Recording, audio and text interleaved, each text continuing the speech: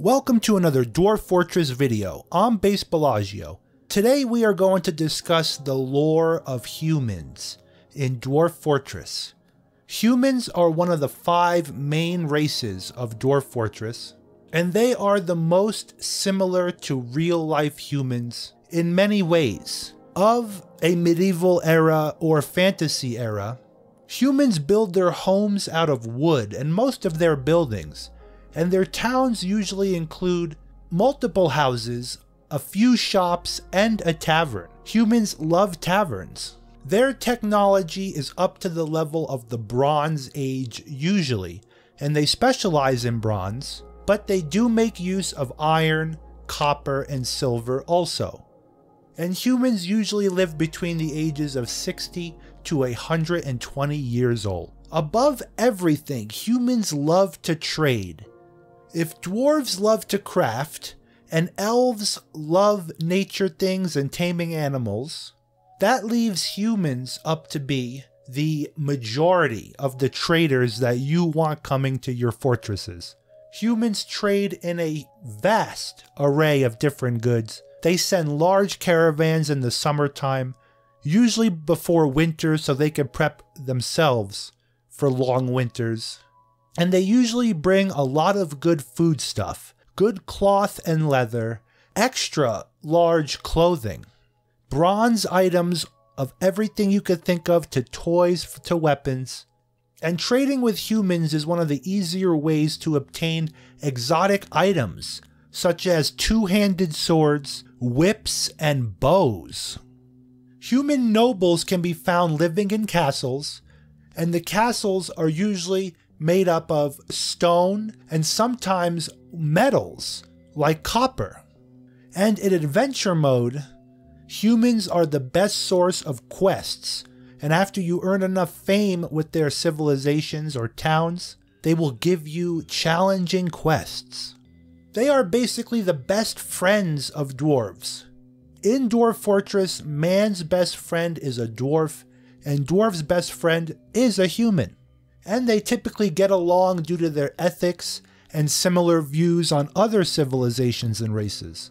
Humans equally hate goblins like dwarves, and humans don't really like elves that much. And you have to go really out of your way to offend humans to have them go to war with your dwarves. And the community treats them as good buddies, basically. They're the buddies of the dwarves. Humans have a wide variety of skills, and in your fortress, if you build a tavern, you will attract human poets, storytellers, travelers, adventurers if you have your cavern layer opened up. These adventurers want to go monster hunting, monster capturing, to bring home trophies, because humans, unlike elves and dwarves, love trophies. They will make trophies out of other sapient beings, other humans. It's perfectly acceptable to them. They find killing animals acceptable, and plants, they don't mind. And their laws are very similar to human laws of that era. And humans can avoid punishment for killing other humans if the killing was done for a good reason, like self-defense, catching a thief.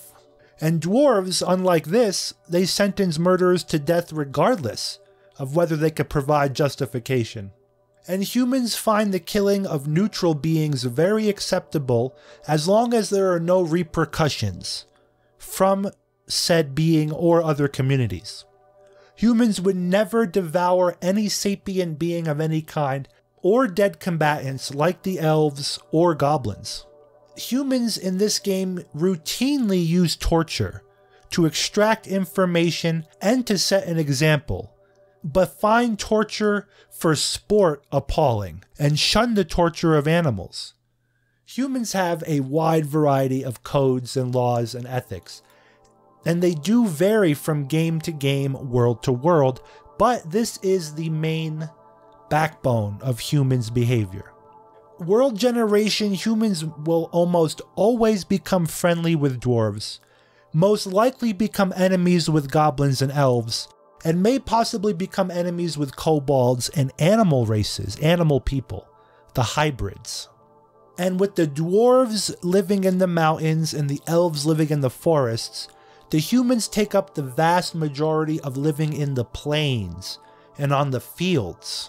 This is where the human cities will be, especially around rivers and beautiful regions, safe regions.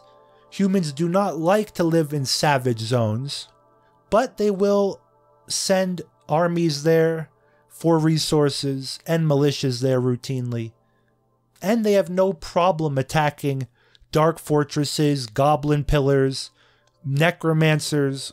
And as the game develops and they release the villain update, magic and myth updates, I could see humans being a major force of good fighting the evil of the world. But for how good they are and benevolent, they do fall into despair. Humans do have their own personalities, and a lot of times they seek immortality, going to the dark side, finding necromancers, and becoming undead. They love writing books, they love artwork, they revel in storytelling and rumors. And humans can join your dwarfish civilization through petitioning. Usually, it's either as entertainers or monster hunters. But once they become a citizen, you can use them and do work, like a dwarf. And humans are pretty good for your civilization of dwarves because they don't have the cave adaptation problem. They are not afraid of sunlight, and you can use them for a lot of above ground tasks. Just a consideration. And with some tweaking and looking at the Wikipedia, right now you can modify files in the game to allow you to start a human civilization, or goblin, or elf, really. And they have some unique things. When you start a civilization as a human, you get 7 humans, just like 7 dwarves. But one of them is a warlord, and will refuse to do any manual labor. Very unique for a system that isn't fully fleshed out, and you just changing some in-game files to be able to make a human civilization. I find that pretty cool. But guys, let me know down in the comments what you think. I really appreciate you all. Please, if you will, like the video, it helps out tremendously. And subscribe for more awesome videos coming in the future, and past content we've made with various games. Thank you for watching.